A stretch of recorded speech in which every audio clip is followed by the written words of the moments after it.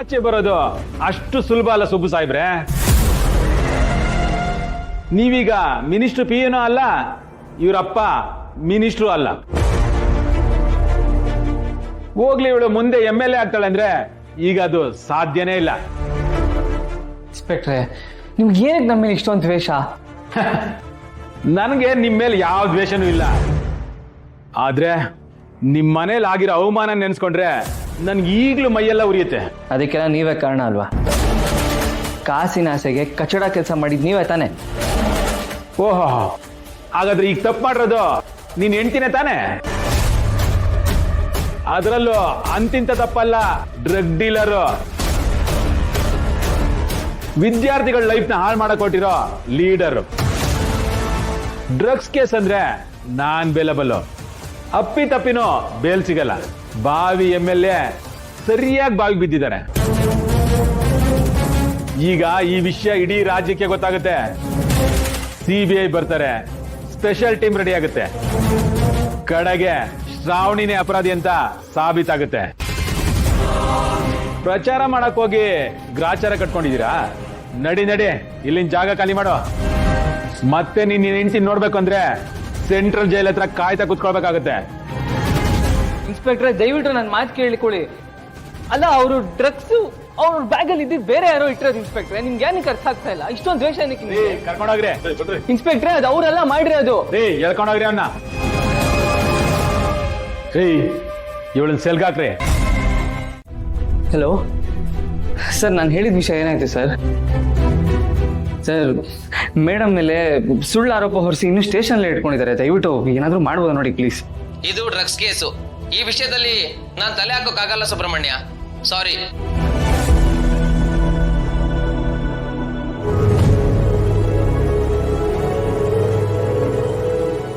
Hello, ನಮಸ್ತೆ.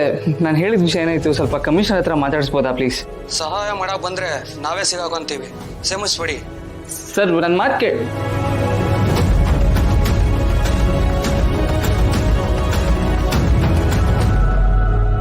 ಮದನ್, ಏನ್ ಮದನ್ ಇದೆಲ್ಲ? ವಿಜಯಾಂಬಿಕಾ ಏನೇ ಮಾಡಿದ್ರು ನಂಗೆ ಹೇಳ್ತೀನಿ ಅಂತ ಹೇಳ್ದೆ ತಾನೆ? ಅವಳು ನನಗೆ ಗೊತ್ತಿದೆ, ಅವಳೇ ಮಾಡಿರೋದು. ಈ ವಿಷಯ ನನಗೂ ಚೆನ್ನಾಗಿ ಗೊತ್ತು. ಮತ್ತೆ ಯಾಕೆ ನನಗೆ ಹೇಳಿಲ್ಲ ಮದನ್? ಅದು ಹಾಗಲ್ಲ ಸುಬ್ಬು. ವಿಜಯಾಂಬಿಕಾ ಪ್ಲಾನ್ ಮಾಡ್ತಿದ್ದಾಳೆ ಅಂತ ಗೊತ್ತಿತ್ತೆ ಹೊರತು ಏನ್ ಪ್ಲಾನ್ ಮಾಡ್ತಿದ್ದಾಳೆ ಅಂತಾನೆ ಗೊತ್ತಿಲ್ಲ. ನನ್ನ ದಯವಿಟ್ಟು ಕ್ಷಮಿಸ್ಬಿಡು ಸುಬ್ಬು. ಇಂಥ ಟೈಮಲ್ಲಿ ನಿಮ್ ಜೊತೆಗಿದ್ದು ನಾನು ಏನೂ ಸಹಾಯ ಮಾಡಕ್ ಆಗ್ತಿಲ್ಲ.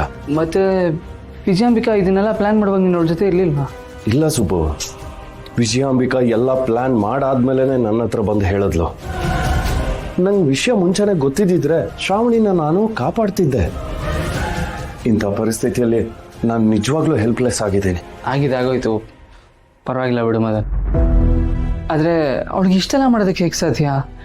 ಮೇಡಮ್ ಬ್ಯಾಗಲ್ಲಿ ಡ್ರಗ್ಸ್ ಹೇಗೆ ಬಂತು? ಅದನ್ನ ಯಾವ್ದೋ ಹುಡುಗಿ ಇಟ್ಟಿದ್ದಾಳೆ. ವಿಜಯಾಂಬಿಕಾನೇ ದುಡ್ಡು ಕೊಟ್ಟು ಈ ತರ ಮಾಡಿಸಿದಾಳೆ. ಆ ಹುಡುಗಿ ಯಾರು ಅಂತ ಗೊತ್ತಿಲ್ವಾ? ಇಲ್ಲ ಸುಬ್ಬು, ಆ ಹುಡುಗಿ ಬಗ್ಗೆ ನಂಗೇನು ಗೊತ್ತಿಲ್ಲ. ಮದನ್, ಆ ಹುಡುಗಿ ಯಾರು ಅಂತ ಹೇಗಾದ್ರೂ ಮಾಡಿ ತಿಳ್ಕೊಳ್ಳೋದಕ್ಕೆ ಸಾಧ್ಯನಾ? ಅಟ್ಲೀಸ್ಟ್ ಅವಳು ಯಾರು, ಎಲ್ಲಿದ್ದಾಳೆ ಅಂತ ಗೊತ್ತಾದ್ರೆ ಮೇಡಮ್ನ ಬಿಡಿಸೋದಕ್ಕೆ ಹೆಲ್ಪ್ ಆದ್ರೂ ಆಗುತ್ತೆ. ಸರಿ ಸುಬ್ಬು, ನಾನು ವಿಜಯಾಂಬಿಕಾ ಹತ್ರ ಮಾತಾಡ್ತೀನಿ. ಏನಾದ್ರೂ ವಿಷಯ ತಿಳ್ಕೊಳಕ್ ಸಾಧ್ಯನಾ ಅಂತ ಪ್ರಯತ್ನ ಪಡ್ತೀನಿ. ಸರಿ ಮದನ್, ತುಂಬ ಹೊತ್ತು ನೀನು ಇಲ್ಲಿರೋದು ಬೇಡ. ಆ ಇನ್ಸ್ಪೆಕ್ಟರ್ ನೋಡಿದ್ರೆ ವಿಜಯಾಂಬಿಕಂಗೆ ಹೇಳ್ಬಿಡ್ತಾನೆ, ಹೊಟ್ಬಿಡು. ಸರಿ ಸುಬ್ಬು, ನಾನು ಬರ್ತೀನಿ. ಹುಷಾರು. ಸರಿ ಮದನ್.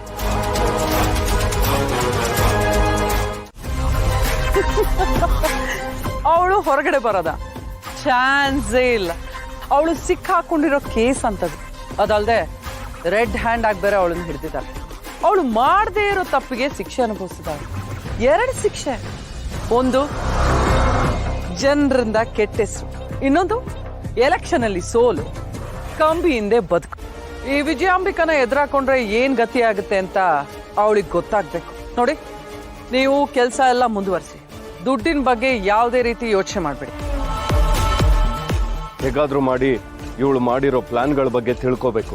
ಶ್ರಾವಣಿ ಆಚೆ ಬರಬೇಕು. ಶ್ರಾವಣಿ ಬ್ಯಾಗಲ್ಲಿ ಡ್ರಗ್ಸ್ ಇಟ್ಟಿದ್ದು ಯಾವ ಹುಡುಗಿ ಅಂತ ಗೊತ್ತಾದ್ರೆ ಇದೆಲ್ಲ ಸಾಧ್ಯ ಅನ್ಸುತ್ತೆ. ಹೇಗಾದ್ರೂ ಮಾಡಿ ಆ ಹುಡುಗಿ ಎಲ್ಲಿದ್ದಾಳೆ ಅಂತ ತಿಳ್ಕೊಳ್ಳೇಬೇಕು. ಮಾಮ್, ನಿಜವಾಗ್ಲೂ ನಿನ್ನಷ್ಟು ಕ್ರಿಮಿನಲ್ ಆಗಿ ಯೋಚನೆ ಮಾಡೋದಕ್ಕೆ ಯಾರಿಂದನೂ ಸಾಧ್ಯ ಇಲ್ಲ. Brilliant, unbelievable. ಮಾಡಿ ನೀನ್ ನನ್ನನ್ನ ಹೊಗಳ್ತಿದ್ಯಾ ಅಥವಾ ಇಷ್ಟೊಂದು ಕ್ರಿಮಿನಲ್ ಅಲ್ಲ ಇವಳು ಅಂತ ಬೈತಿದ್ಯಾ? ಛೇ ನಿನ್ನ ಭಯಕ್ಕಾಗತ್ತಾ? ಇದು ಕಲಿಯುಗ, ಕ್ರಿಮಿನಲ್ಗಳೇ ಆಳ್ತಿರೋದು. ಅಷ್ಟಕ್ಕೂ ಇದೆಲ್ಲ ಹೇಗೆ ಸಾಧ್ಯ ಆಯ್ತು ಅಂತಾನೆ ನನ್ಗೆ ಗೊತ್ತಾಗ್ಲಿಲ್ವಲ್ಲ. ಅಸಾಧ್ಯ ಅನ್ನೋದು ಯಾವುದೂ ಇಲ್ಲ ಮಾಡಿ. ಈ ವಿಜಯಾಂಬಿಕಾ ಮನಸ್ಸು ಮಾಡಿದ್ರೆ ಏನ್ ಬೇಕಾದ್ರೂ ಮಾಡ್ಬೋದು. ಹುಲಿ ಬೇಟೆ ಆಡ್ಬೇಕು ಅಂತ ಹೋದ್ರೆ ಬೇಟೆ ಇಲ್ಲದೆ ವಾಪಸ್ ಬರೋದಿಲ್ಲ. ಒಂದು ಸಲ ಹೊಂಚ್ ಹಾಕಿದ್ರೆ ಅದನ್ನ ಕೊಲ್ದೆ ಬಿಡೋದು ಇಲ್ಲ. ಈ ವಿಜಯಾಂಬಿಕಾ ಹಾಗೆ.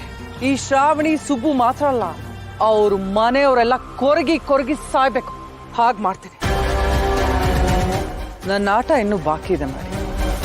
ಆದ್ರೂ ಇಂತಹ ಐಡಿಯಾ ನಿನಗೆ ಹೇಗೆ ಬಂತು ಮಾಮ್? ಅಲ್ಲ, ಅಷ್ಟಕ್ಕೂ ಆ ಡ್ರಗ್ಸ್ನ ಯಾರಿಗೂ ಅನುಮಾನ ಬರದೇ ಇರೋ ತರ ಶ್ರಾವಣಿ ಬ್ಯಾಗಲ್ಲಿ ಇಟ್ಲಲ್ಲ ಆ ಹುಡುಗಿ. ಗ್ರೇಟ್. ಅಂತ ಚಾಲಕಿ ಹುಡುಗಿ ನಿನ್ಗೆ ಎಲ್ಲಿ ಸಿಕ್ಕದ್ಲು ಮಾಮ್? ದುಡ್ಡು ಕೊಟ್ರೆ ಎಂತವ್ರು ಬೇಕಾದ್ರೂ ಬರ್ತಾರೆ ಮಾಡಿ. ಅದಿರ್ಲಿ ಮಾಮ್, ಒಂದ್ ವೇಳೆ ಆ ಹುಡುಗಿ ಸಿಗಾಕೊಂಡು ಬಾಯಿ ಬಿಟ್ಬಿಟ್ರೆ? ಚಾನ್ಸೇ ಇಲ್ಲ ಮಾಡಿ. ಅವಳಿಗೆ ಕೈ ತುಂಬಾ ದುಡ್ಡು ಕೊಟ್ಟಿದ್ದೀನಿ. ಅವಳು ನಾನು ಹೇಳಿದ ಕೆಲಸನ ಪರ್ಫೆಕ್ಟ್ ಆಗಿ ಮಾಡಿ ಮುಗಿಸಿದಾಳೆ. ಅವಳು ಸಿಕ್ಕಾಕೊಳ್ಳೋ ಚಾನ್ಸೇ ಇಲ್ಲ ಬಿಡು. ಈಗಾಗ್ಲೇ ಆ ಶ್ರಾವಣಿ ಮನೆಯಲ್ಲಿ ಬಾಕ್ಸ್ ಇಟ್ಟವನು ನಮ್ಮ ಬಗ್ಗೆ ಎಲ್ಲ ಬಾಯ್ ಬಿಟ್ಬಿಟ್ಟ. ಇಷ್ಟಾದ ಮೇಲೂ ನಾನು ಹುಷಾರಾಗಿರಲ್ವಾ?